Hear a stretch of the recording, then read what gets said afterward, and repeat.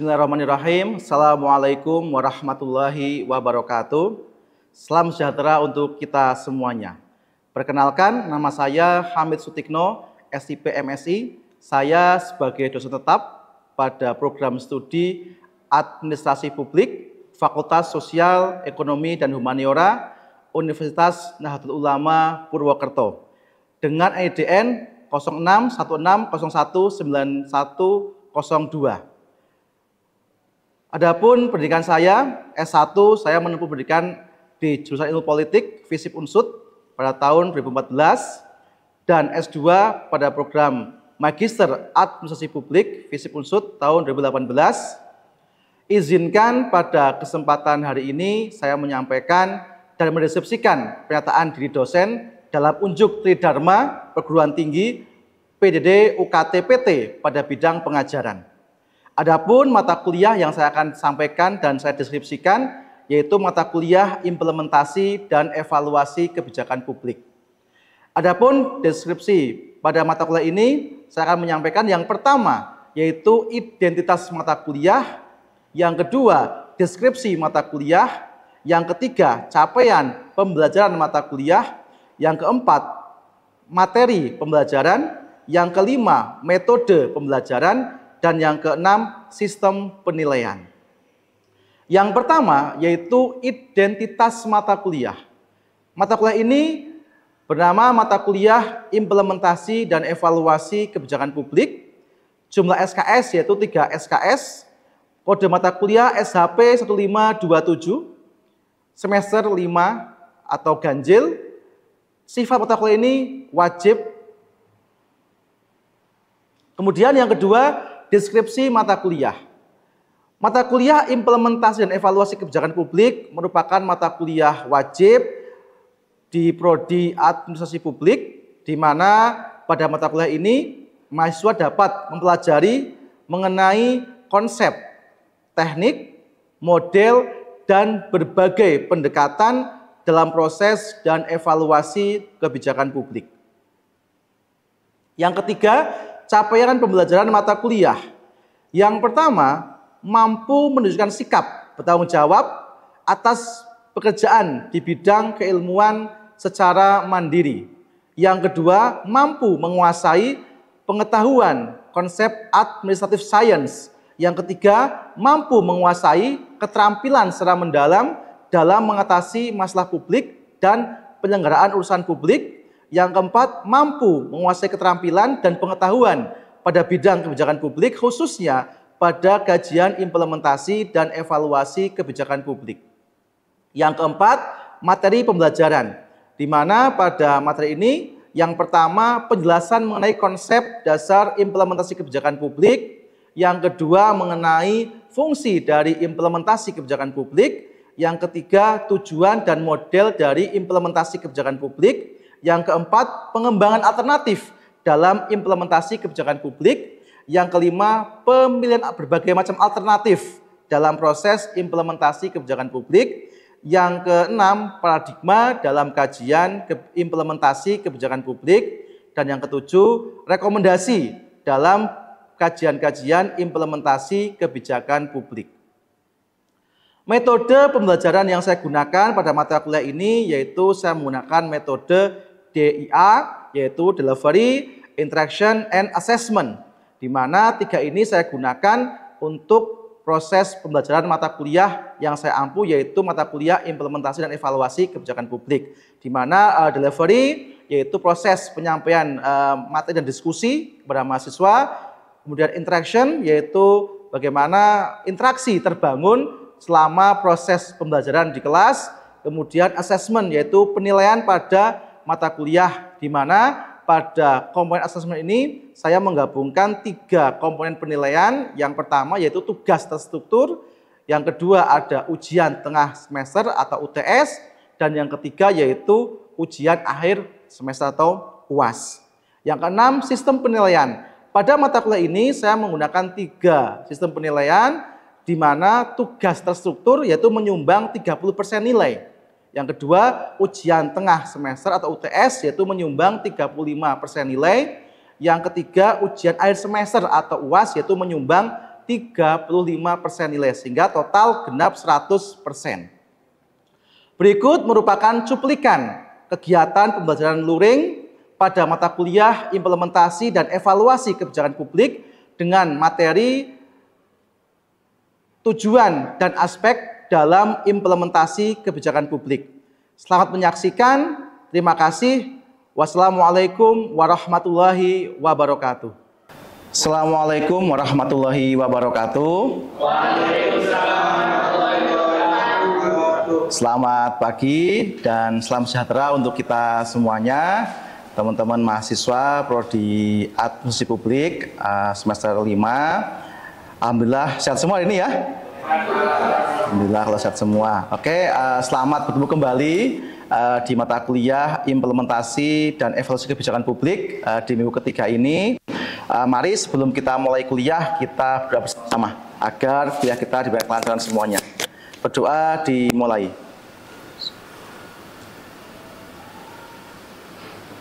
Berdoa selesai. Semoga lancar ya hari ini untuk perkuliahan. Oke teman-teman, sebelum mulai kuliah silakan teman-teman ngisi absen ya. Nanti yang nggak berangkat bisa dikasih keterangan. Oke, teman-teman semua, pada pertemuan ketiga ini kita akan mendiskusikan mengenai tema dalam kajian implementasi kebijakan publik, yaitu mengenai fungsi dan perspektif ya dalam implementasi kebijakan publik. Adapun materi yang akan kita bahas pada hari ini, yang pertama kita akan mengkaji mengenai apa itu fungsi dari implementasi kebijakan publik. Yang kedua mengenai atau ingin mengetahui variabel dalam proses implementasi kebijakan publik.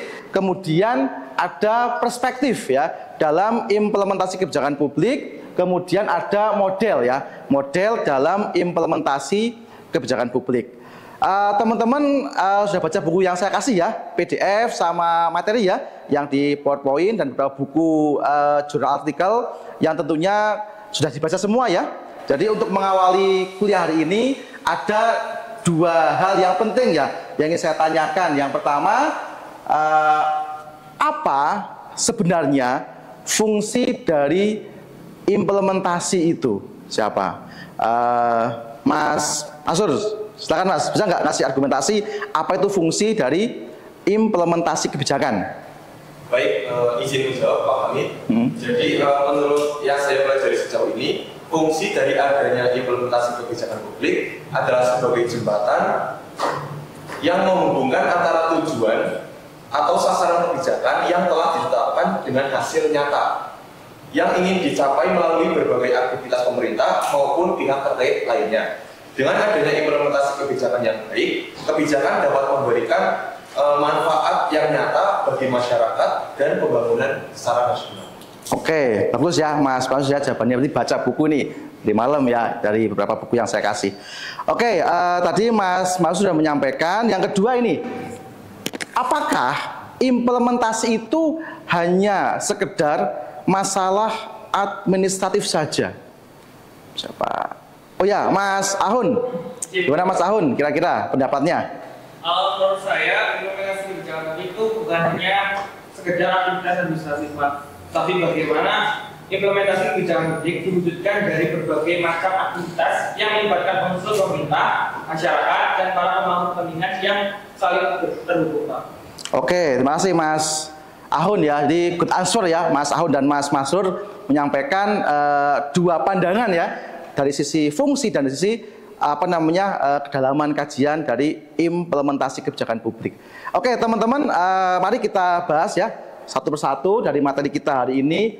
Yang pertama dari Pak Sholhin Abdul Wahab ya, menyampaikan bahwa dari fungsi atau perspektif yang lebih jauh ya yang kita harus pahami adalah bahwa implementasi kebijakan publik itu suatu hubungan yang memungkinkan ya terjadinya tujuan-tujuan atau sasaran ya kebijakan untuk diwujudkan dalam bentuk outcomes kegiatan gitu ya. Jadi minggu lalu kita membahas ya mengenai konsep dasar ya, kemudian tujuan ya, bahwa implementasi adalah menerjemahkan dari suatu regulasi kebijakan pemerintah ya untuk dilaksanakan. Ya. Kemudian yang kedua, sebagai policy delivery system yang biasanya ada atau terbagi dalam berbagai macam desain ya atau sasaran. Jadi tadi Mas Masur menyampaikan benar ya, sebagai upaya untuk mewujudkan tujuan ya yang melibatkan suatu proses ya yang panjang ya. Ini yang kemudian yang kedua ini dari beberapa perspektif ya. Ada 4 perspektif yang utama dalam mengkaji mengenai fungsi implementasi kebijakan publik. Jadi teman-teman harus paham nih, ada 4 perspektif cara pandang ya mengetahui dari implementasi kebijakan publik. Yang pertama apa? Ada di sini ya apa? Struktural itu ya, gitu. Berarti kalau struktural itu pasti apa? Kelembagaan ya. Berarti pemerintahan. Jadi di sini memfokuskan analisis pada organisasi ya, desain kebijakan ya yang dianggap kongruen atau relevan. Jadi kelembagaan. Yang kedua, prosedural. Berarti kalau ngomongin prosedur apa? Aturan main ya, aturan main apa? Yaitu prosedur yang terdapat atau menjadi suatu teknik yang membentuk suatu apa? Proses kebijakan itu dilaksanakan. Oke ya teman-teman, jadi ada suatu pendekatan prosedural ya dan proses struktural. Jadi tadi Mas An menyampaikan bukan hanya masalah administratif saja ternyata gitu ya. Kemudian ini ada pendekatan apa? Behavioral apa? Perilaku ya, perilaku. Ada pendekatan perilaku. Ya, jadi sini bagaimana suatu implementasi kebijakan publik juga harus mampu memberikan penjelasan bagaimana ya suatu proses perilaku ya itu dipahami. Kemudian yang keempat itu aspek politik, ya kan? Gitu. Bagaimana proses implementasi kebijakan publik itu juga mengkaji bagaimana prosedur dari kelembagaan politik. Sehingga teman-teman nanti bisa mengetahui di masing-masing negara itu berbeda-beda kan dalam proses implementasi kebijakan. Kenapa? Karena faktor politik, ya kan? Implementasi kebijakan di Indonesia, ya kan? Di Singapura, di Malaysia, ya, di China, gitu ya, di Vietnam, negara Asia Tenggara deh. Itu kan beda semua ya, modelnya kan ya. Kenapa? Karena ini ada proses politik. Sistem politik suatu negara itu mempengaruhi proses kebijakan publik, ya, sampai dengan proses implementasi kebijakan publik itu sendiri, gitu ya, kayak gitu. Jadi ini penting sekali ya, sistem politik. Jadi teman-teman jangan heran ya, di kawasan Asia Tenggara aja kan ya, beda-beda kan modelnya kan. Kenapa? Sistem politiknya. Ya, jadi itu penting sekali ya yang kita kaji hari ini. Kemudian dari Mary Grindle ya, teman-teman sudah saya kasih bukunya ya, dari jurnalnya. Di sini ada 2 variabel penting ternyata dalam proses implementasi kebijakan publik. Ya, apa itu? Yang pertama ada namanya policy content dan policy konteks. Ini juga penting ya untuk dipahami teman-teman semua ya, bahwa dalam implementasi kebijakan itu ada yang namanya suatu isi, ya kan, konten ya, isi dan konteks, ya, penempatannya. Ya, sehingga di sini Mary Grindle menjelaskan seringkali policy konten itu ya, atau policy konteks menjadi bagian yang tidak bisa dipisahkan dan bukan hanya sekedar masalah administratif saja. Ya. Tetapi apa? Tetapi dalam konteks policy konten dan konteks itu juga menjadi bagian yang saling terhubung ya, atau secara holistik gitu ya. Di mana di sini disebutkan bahwa implementasi kebijakan publik itu merupakan proses yang tujuannya bukan masalah administratif. Ya, tadi sampaikan sama teman-teman kalian. Tapi apa? Proses yang kemudian melibatkan proses politik. Oke, teman-teman paham ya di sini ya. Jadi ini penting sekali ya teman-teman pahami bahwa dalam kajian-kajian implementasi kebijakan publik itu harus kita berikan pandangan yang komprehensif ya. bahwa dalam implementasi kebijakan publik itu melibatkan banyak variabel ternyata, ya, banyak melibatkan stakeholders, melibatkan pemangku kepentingan gitu ya di sini, ya, bahwa dalam proses policy konten dan konteks gitu ya, itu juga harus kompatibel, ya, harus memiliki kemampuan dalam menjelaskan suatu isi kebijakan. Agar apa? Agar menghindari namanya resistensi. Gitu ya. Teman-teman tentunya bisa memberikan contoh ya, atau melihat beberapa kasus di media massa atau di surat kabar ya, bahwa banyak kebijakan yang gagal itu kenapa? Resistensi, ya kan? Kenapa? Karena tidak diimbangi dengan konten dan konteks ya, yang melibatkan banyak pemangku kepentingan, sehingga banyak sekali kebijakan yang resisten, ya, itu, ya kan? Jadi kebijakan publik itu, gitu ya, dalam proses implementasinya itu terkadang mengalami suatu dinamika, bukan tujuan kebijakannya yang salah, tapi apa? Konten dan konteksnya, ya kan? Itu menjadi poin penting bagi teman-teman yang hari ini belajar mengenai kebijakan publik, khususnya kajian implementasi kebijakan publik, ya kan? Banyak sekali ya kebijakan publik di Indonesia ini ya yang gagal itu bukan karena tujuannya jelek, ya kan? Karena apa? Konteksnya, ya kan? Karena kondisinya, karena tidak melibatkan multi stakeholdersnya gitu. Sehingga banyak yang gagal, ya kan? Banyak yang tidak berjalan gitu loh. Kenapa? Karena tadi semuanya hanya dipahami dalam pendekatan tadi satu aspek saja. Sedangkan saya sampaikan tadi di atas harus melibatkan ada prosedur, ya kan?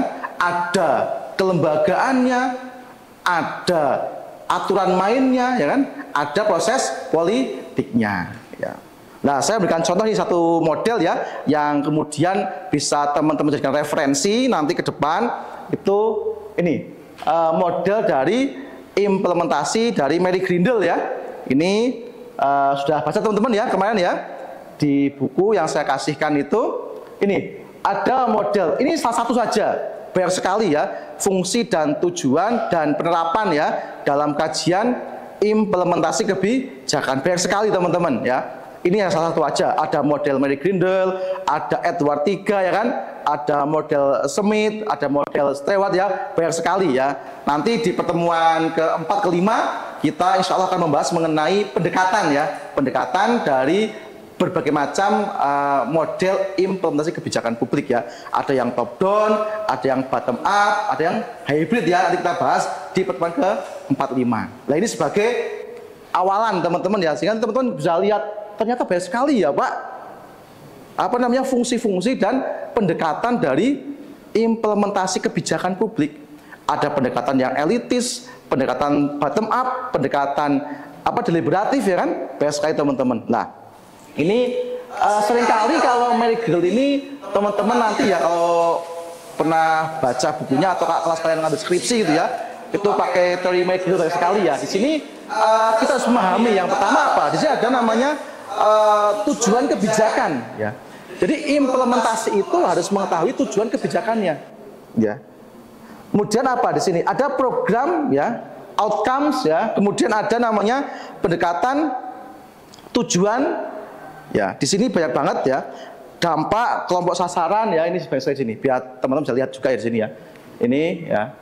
Ini model ya. Kira-kira teman-teman bisa memberikan argumentasi ya, argumentasi yang komprehensif mengenai kajian implementasi kebijakan publik. Oke, teman-teman, saya kira pada pertemuan hari ini mengenai tujuan ya, fungsi dan pendekatan dalam kajian implementasi kebijakan publik. Saya rasa teman-teman bisa sambil nanti membaca referensi ya untuk lebih dalamnya lagi. Oke, sebelum materi kuliah ini saya tutup, silakan bagi teman-teman yang ingin memberikan feedback, tanggapan, atau memberikan umpan balik, pertanyaan, boleh untuk menambah pemahaman buat teman-teman semuanya. Silakan dua penanya dulu ya sesi ini. Silakan. Oh ya, Mbak Putri, gimana Mbak Putri? Pak, sebelumnya izin bertanya, jadi yang sudah Bapak jelaskan tadi mengenai faktor dalam implementasi kebijakan menurut Toko dan itu kan ada pengajaran Dari 4 itu, apa sajakah yang menjadi faktor dominan dalam implementasi kebijakan publik? Apakah struktural, prosedural, behavioral, atau aspek politiknya? Oke, terima kasih Mbak Putri ya atas pertanyaan dan umpan baliknya mengenai materi kuliah kita hari ini. Jadi dari 4 perspektif itu kita nggak bisa kemudian bicara parsial gitu ya. Oh ini yang dipakai, ini yang enggak, tidak. Tapi dari pendekatan prosedural, pendekatan behavioral, pendekatan struktural dan pendekatan politik itu menjadi bagian yang tidak terpisahkan, Mbak. Harus semuanya dilibatkan. Ya, kenapa? Karena tujuan dari implementasi adalah menciptakan keberhasilan kebijakan itu sendiri. Sehingga kita nggak bisa motong-motong, oh ini dipakai, ini nggak dipakai, enggak. Tapi kita harus menyesuaikan, ya, bahwa pendekatan prosedur itu pasti, pendekatan politik itu pasti, pendekatan behavioral juga pasti. Karena apa? Seringkali kebijakan itu gagal tadi, Mbak, nggak melihat aspek yang secara luas, secara komprehensif, tapi hanya tadi dipotong-potong gitu ya. Jadi nggak boleh, harus ikut semuanya. Jadi 4 itu harus dilibatkan dalam proses implementasi kebijakan publik. Ya Mbak, makasih Mbak Putri. Silakan satu lagi yang ingin bertanya. Oh ya, silakan Mbak. Seperti yang tadi sudah Bapak sampaikan, menurut Pinjol ada 2 variabel implementasi kebijakan, yaitu policy konten dan policy lalu. Nah, yang ingin saya tanyakan adalah, apakah kedua variabel itu harus saling berhubungan atau tidak? Oke, makasih Mbak. Jadi dalam konteks implementasi kebijakan publik, dari McGill ya Mbak tadi ya menyampaikan, itu baik policy konten dan policy konteks itu harus match semuanya. Ya, harus make sense bahasa anak sekarang gitu ya, bahasa anak. Jadi harus nyambung semua dua-duanya. Jadi kita nggak bisa hanya mengandalkan yang penting itu isinya bagus, kontennya bagus, ya. Tapi nggak tahu konteksnya itu apa gitu. Paham ya teman-teman ya? Kayak gitu. Jadi baik policy konten dan policy konteks dalam fungsi pendekatan implementasi kebijakan publik itu harus dibangun dua-duanya Mbak. Nggak bisa teman-teman hanya tadi kayak Mbak Putri sampaikan, mana Pak yang paling dominan? Nggak bisa bilang kayak gitu, tapi semuanya harus dijadikan satu kesatuan Mbak. Jadi seringkali tadi saya sampaikan juga ya, bahwa suatu implementasi gagal itu karena tadi Mbak, dia hanya satu diambil yang sesuai gitu ya, tapi saya dihilangkan gitu ya. Jadi yang tadi saya sampaikan mengenai mana yang paling sesuai Mbak, dua-duanya Mbak. Jadi seorang pengambil kebijakan atau pemerintah ini ya, sebagai pembuat kebijakan ya, sebagai decision making gitu ya, itu harus mampu melihat dua pendekatan tadi. Apa kontennya, apa konteksnya, ini semua nih Mbak, di sini ada semua kan, tujuan, programnya, capaiannya ya, kelembagaannya harus mampu Mbak. Jadi dua-dua harus masuk. Ya, jangan sampai kebijakan itu hanya satu aspek. Ya, banyak kita belajar dari berbagai negara ya, bahwa suatu kebijakan gagal karena tadi ya. Itu konten dan konteks harus menyambung semua Mbak, make sense. Jadi apa kontennya, isinya apa itu, apa tujuannya, apa konteksnya, sehingga nyambung nanti antara pembuat dan yang dilaksanakan di lapangan. Gitu ya Mbak, cukup? Ada lagi fitur yang lain? Cukup? Oke, teman-teman, terima kasih ya untuk kelas hari ini, sangat antusias sekali, sangat semangat sekali. Saya harapannya teman-teman lebih aktif ya, baca buku, baca referensi. Sekarang kita juga punya langganan jurnal di perpustakaan ya, untuk bisa akses ya, banyak sekali buku-buku mengenai implementasi kebijakan publik ya, ratusan ya buku-buku itu. Jadi silakan ya Mas dan Mbak untuk update ya referensi yang relevan dengan kajian kita. Oke teman-teman semua, untuk kuliah hari ini saya rasa cukup ya. Dan sampai ketemu minggu depan ya. Minggu depan kita mengkaji mengenai pendekatan ya dalam implementasi kebijakan publik. Jangan lupa silakan belajar di rumah ya, baca bukunya, baca jurnalnya. Minggu depan kita ketemu di jam yang sama ya untuk kuliah implementasi kebijakan publik. Oke teman-teman semuanya, terima kasih atas perhatian dan atensinya. Sampai ketemu minggu depan. Sekian terima kasih. Selamat siang. Assalamualaikum warahmatullahi wabarakatuh.